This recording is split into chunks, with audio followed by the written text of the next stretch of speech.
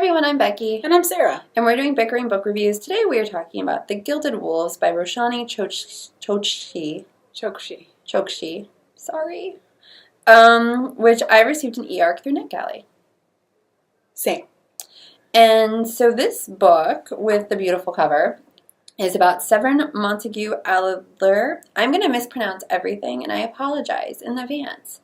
But you're doing a better job of pronouncing those character names than I ever could. And the amazing thing is I actually passed 4 quarters of French at Ohio State University. I took Spanish, so I got nothing. There we are. So he is hunting for something. He is the heir to the mysterious House of Vanth. However, his inheritance has been taken away from him. Severin is willing to do what it takes to claim the position that is rightfully his, even if that means stealing his way back to the elite status or using magical forged powers. However, Severin's circumstances change when the Order of Babel, is it Babel or Babel? I always thought it was Babel. So I thought it was Babel too, but when that movie came out, I just remember they were like, it's not Babel, it's Babel.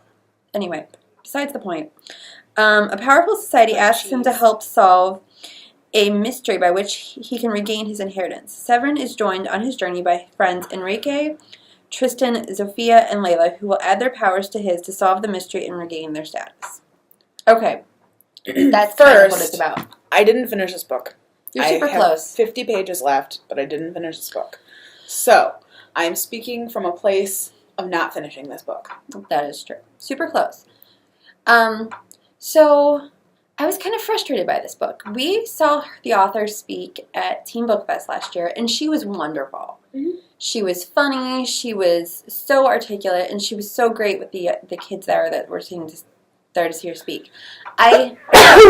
Sorry. Bless you. It's cold and flu season. I loved Arusha in the End of Times. So this book never actually grabbed me. Okay, so I'm a terrible person, but I want them to fail.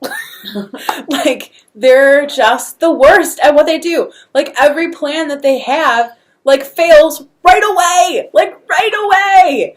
Everything fails. It's just terrible. And so, I get to the point where I'm like, okay, can you please just fail completely at this point? See, I didn't get there. My problem was, it's beautifully written. It is a beautifully written book. Well, the thing is, it has all the components. It has everything that I could possibly like. She's got well-developed characters. Yes. She's got a great plot. There's there's puzzles involved. And the puzzles are good. Are they, though? That's the problem. So, the puzzles, the mystery is good.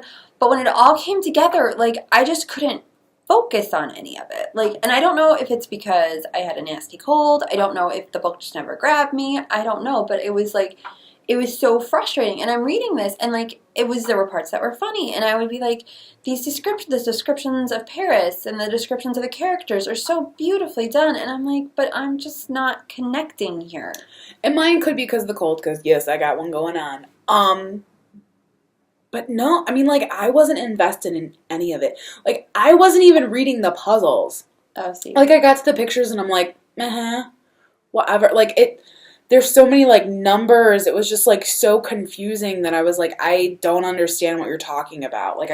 All of this math makes no sense to me. And so I'd move along. And I'm like, there's no way I'm going to figure out the answers to these riddles, even if I think about them. So, and the other thing I found super frustrating about this was I'm reading it, and I'm getting through it. I'm like, okay, it's, like I said, beautifully written, all of these things. And then, but I never got really hooked. And then, the last 20 pages, which you haven't gotten to yet, sets up the sequel, and, that, I was like, this is awesome. So, I'm gonna read the sequel for no other reason than the last 20 pages of this book were so good. But it kind of, sets up, the next step in the journey, and I was like, yes. Where I'm at now, I am not reading any more in this series. However, it feels very similar to The Bells, actually.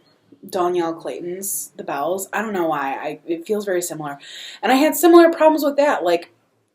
It had a lot of, it was well developed. It just didn't work for me. And in Gilded Wolves, she has romantic relationships and kind of these entanglements. And those typically can kind of connect me to a story. But even those are probably like the only way that I really found any kind of connection to the story. That was to me, and that's kind of what plays on in the end. So maybe that's what it is. I wanted a little bit more romance.